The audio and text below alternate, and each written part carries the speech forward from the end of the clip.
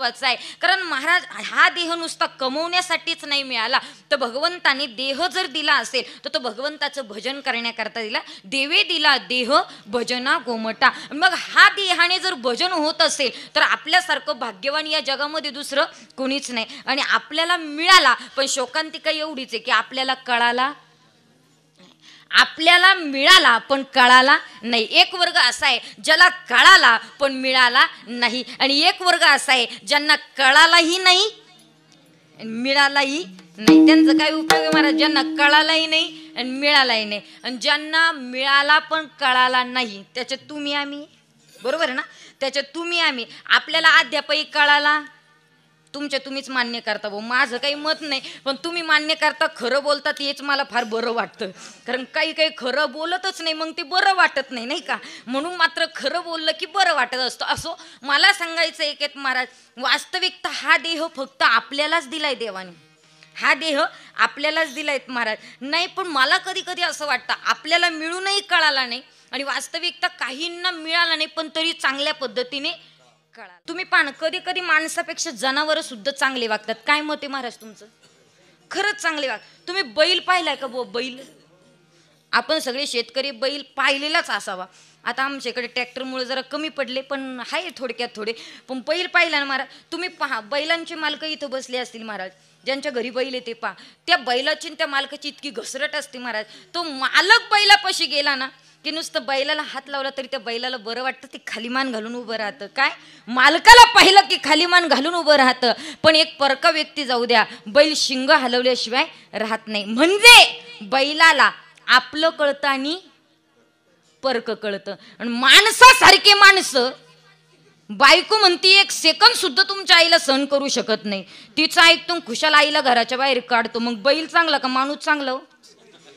धन्य तुमचे, खरं बोलतात व मला एवढंच बरं वाटतं.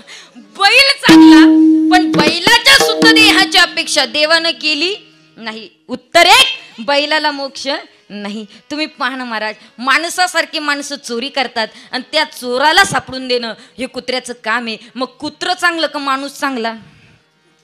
याच्यापेक्षा आणखीन खाली काय बोलायचं महाराज? कुत्रं चांगलं, पण तरी सुद्धा कुत्र्याच्या देहाची अपेक्षा देवानं केली नाही. उत्तर एक, कुत्र्याला मोक्ष नाही. काय झालं महाराज? एका घरात इतके उंदरं झाले, उंदरं होऊ नये पण झाले उंदरं, इतके उंदरं झाले. बायको नवऱ्याला सारख्या शिव्या द्यायची, तुम्ही बावळट आहात, मूर्ख आहात, तुम्हाला काही कळत नाही, घरात इतके उंदरं झाले, काही कळत नाही. त्याला असा वैताग आला महाराज. त्याने विचार केला, रोज बायकोच्या शिव्या खायला लागतात, आता काहीतरी केलं पाहिजे. त्याने एक भलं मोठं मांजर आणलं, घरात सोडून दिलं. त्या घरामध्ये त्या मांजरानं औषधाला सुद्धा उंदीर ठेवला नाही गड्या, सगळे उंदरं खाऊन टाकले. पण मांजराचा स्वभाव आहे, याच्यात तोंड घाल त्याच्यात तोंड घाल, ते सारखं तोंड घालायला लागलं. पुन्हा बायकोन नवऱ्याला शिव्या दिली, मूर्ख आहात तुम्ही, बावळट आहात, तुम्हाला काही कळत नाही. मांजर आणून ठेवलं की ते वैताग देतं, सारखं झाकण ठेवायला लागतं, सारखं उघडं करत. त्या मांजराला काही कळतं का? त्यानं विचार केला, आता या मांजराचं काहीतरी केलं पाहिजे. त्यानं गोणी घेतली, गोणीत ते मांजर घातलं, गोणीला गच्चा बांधला, गोणी अशी खांद्यावर घेतली, 20-40 किलोमीटरवर गेलं आणि तिकडं मांजर सोडलं. तिकडनं घाम पुसत आलं. मे महिन्याचे दिवस होते, उन्हाळा होता, कडाक्याचं ऊन लागत होतं. पण त्यानं विचार केला, आता बायकोचं काही टेन्शन राहिलं, आता काही शिव्या खायला लागणार नाही. घरी आलो महाराज, हातपाय धुतले, बाकडे मात्र पलंगावर बसलं आणि बसल्याबरोबर बायकोला सांगितले, बघ ज्याचं तुला टेन्शन होतं ते मांजर मी सोडून आणले, आता पटकन काहीतरी थंड करून आण. तिनं तेवढ्यात निंबू सरबत केला, घेऊनच आली महाराज. हातातला ग्लास त्याच्या हातात दिला, त्यानं ते निंबू सरबत पाहिलं, ओठाला लावलं. नुसता लावायचा उशीर, घोट सुद्धा घेतला नाही, नुसता ओठाला लावला. तेवढ्यात ते मांजर दारात आणि ते म्हणलं म्याऊ. कळतंय का? 40 नाही 100 किलोमीटर सोडा, 100 तरी ते न विसरता घराकडे आल्याशिवाय राहत नाही. माणसासारखे माणसं खुशाल दारू पितात आणि नाल्यात लोळतात आणि दुसऱ्याला विचार माय घर कुठे, आता तू लोक काय सांगतील तुझे घर कुठे? मग माणूस चांगलं का मांजर चांगलं? मांजर चांगलं, पण तरी सुद्धा मांजराच्या देहाची अपेक्षा देवानं केली नाही. उत्तर एक, मांजराला मोक्ष नाही, कुत्र्याला मोक्ष नाही. मोक्ष आहे केवळ माणसाला, पण सगळ्यांनाच आहे का? अजिबात नाही. मग कुणाला मोक्ष आहे? ज्याच्या मुखात भगवंताचं नाम आहे त्याच्याच मात्र हातात मोक्ष आहे. म्हणून मोक्षाची प्राप्ती करायची असेल तर मुखाला नाम असणं अत्यंत गरजेचं आहे. मग आत्ता केलं तर अंतकाळी मुखाला येईल. म्हणून अंतकाळाचे मती तेची प्राणी ऐसी गती तया लागी श्रीकृष्णा चित्ती अहोरात्री स्मरावा. अहोरात्रंदिवस तुम्ही त्याचं स्मरण करा तेव्हा अंतकाळी मुखाला नाम येईल. आणि मुखाला इथं आल्यानंतर नाम येतं हे संतांना माहीत आहे. म्हणून संतांनी पुन्हा पुन्हा या इहलोकातल्या देहाची अपेक्षा केली. हे अभंगाच्या प्रथम चरणात. इहलोकीचा हा देह,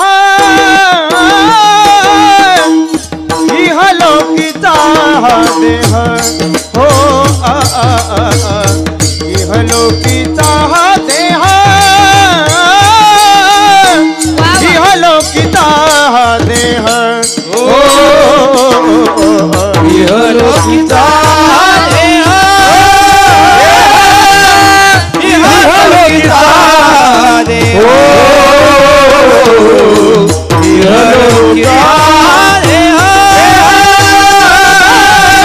इहलोकीचा देह, हो हो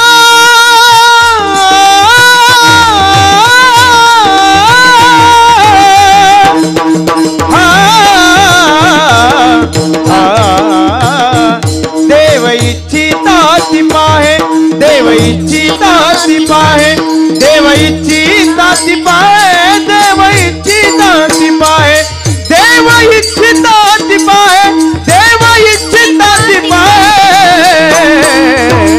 धन्य आम्ही जन्मालो, धन्य आम्ही जन्मालो, हो धन्य आम्ही जन्मालो, धन्य आम्ही जन्मालो.